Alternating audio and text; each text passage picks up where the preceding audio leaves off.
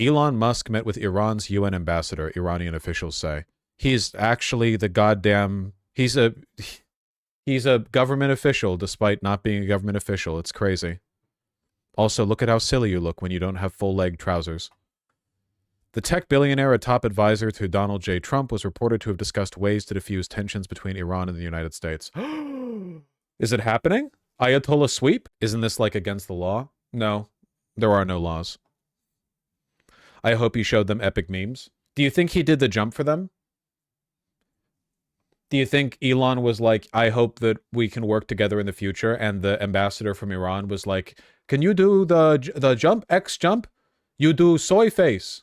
I don't know how to do an Iranian accent, so I guess I'm just kind of winging it a little bit, maybe in a way that some people might call problematic. But not as problematic as Elon Musk's X jump, you know? He's just the VP now, isn't he? Where's Vance Lamau? Where the f*** is Vance? Dude, again, maybe Vance being quiet is a good thing, because Vance was obviously the Heritage Foundation's plant to try to keep a rein on Donald Trump. And it seems like Donald Trump, since getting into office, has done nothing but reward loyalty and prioritize his buddies. No one's talking about JD Vance at all. So maybe it's good. Maybe right now Donald Trump is like, yeah, I don't like the Heritage Foundation guys. They're too serious. I would rather do my double hand job dance at Mar-a-Lago with all my friends, you know? Maybe that's all he wants. Maybe Donald Trump just wants to go to Mar-a-Lago and he wants to have, like, you know, Elon and Vivek and RFK Jr. and everyone just together like that. Is that so wrong? Would you stand in his way? I wouldn't. The Iranians said the meeting between Mr. Musk and Ambassador Ahmed Saeed Iravani lasted more than an hour and was held in a secret location. Okay. The Iranians, who spoke in the condition of anonymity because they were not authorized to discuss policy publicly, described the meeting as positive and good news. Asked about whether there was such a session, Stephen Chung, Mr. Trump's communication advisor, said, "We do not comment on reports of private meetings that did or did not occur." What? Wait, he wasn't even there in like a semi-official capacity? They're just full on like, this may or may not have happened. Do not take photographs. We were not here. Okay, I'm trying to think here. In what way would calming tensions with Iran benefit the Trump administration at all? I'm trying to think.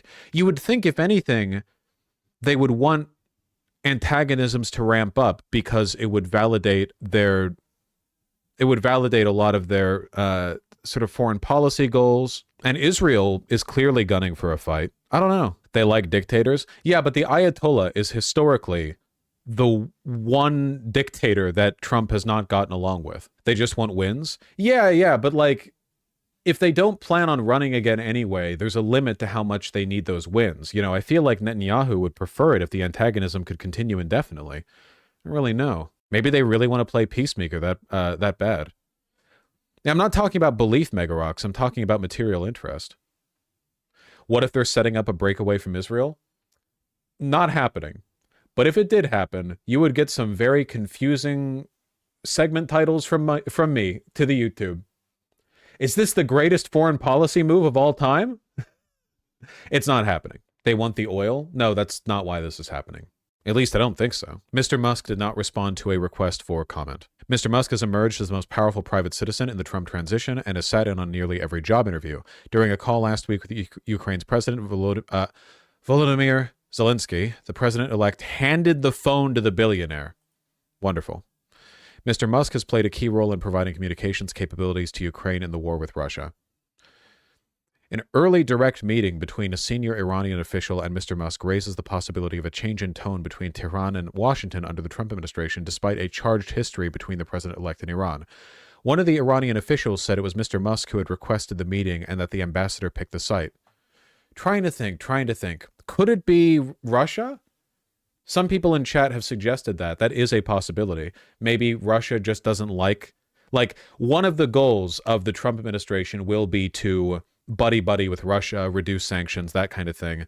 I wonder if this is part of their, or maybe quelling tensions to acquiesce to Saudi Arabia. Not sure. Iran would be a back channel to Russia. Yeah, but they have direct channels to Russia. In the wake of Mr. Trump's election last week, Iran has been openly debating whether it can now reach a new and more lasting deal with the United States. Many members of President Masoud Pezeshkian's new government favor negotiating, arguing that Mr. Trump likes to make deals and that there may be an opportunity to get the sanctions lifted.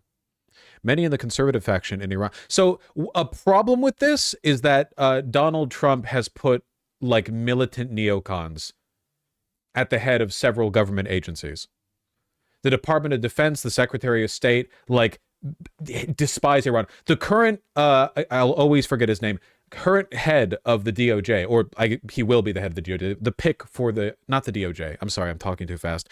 The current pick for the Department of Defense is like militantly Islamophobic, like an insane war criminal defending, you know, Hexeth, lunatic, John Hitler. Well, those figures can't do anything without Trump's go-ahead. Well, it's kind of inconsistent to put people like that in the head of your relevant departments, defense and state, and then try to make a deal with Iran. They do have influence. Trump inconsistent. Guys, you're not being smart by saying fascist or inconsistent. We all know that's not a solution to this. This isn't random. There are reasons things are being done. Like, the inconsistency has to serve their interests. Fascists aren't inconsistent to no end. They're inconsistent to their ends. What's the end here? Look past level 1 analysis. Yes, we know they lie. What's the goal? On Thursday, in a post on Twitter, Iran's Foreign Minister Abbas Araghchi said, differences can be resolved through cooperation and dialogue. We agreed to proceed with courage and goodwill. Iran has never left the negotiation table on its peaceful nuclear program. It's interesting that they're being more conciliatory this time, maybe because they see that the tides have changed a little bit, or they don't want to be fucking invaded or nuked or whatever. Two Iranian officials say that the meeting with Mr. Musk provided a workaround for Iran, allowing it to avoid sitting directly with an American official. Okay, that might be an explanation. Mr. Musk will, however, have an official role soon. That's not true. DOGE is not a government agency. He has been named as the co-director of the new Government Efficiency Agency. Yeah, but that's not a government position. That's not a real agency. It's an NGO. One Iranian foreign ministry official said that Ambassador Iravani told Mr. Musk during the meeting that he should obtain sanctions exemptions from the Treasury and bring some of his businesses to Tehran. We're going to have cyber trucks in Tehran. That'll be fun. This is so corrupt, Lamau. Yeah. You want corruption. Elon gave DOGE the official gray checkmark of a government agency, even though it's not a government agency. It's objectively not a government agency. And also, look at this. We're very grateful to the thousands of Americans who have expressed interest in helping us at DOGE. We don't need more part-time idea generators. We need super high IQ, small government revolutionaries willing to work 80+ hours a week. If that's you, DM this account.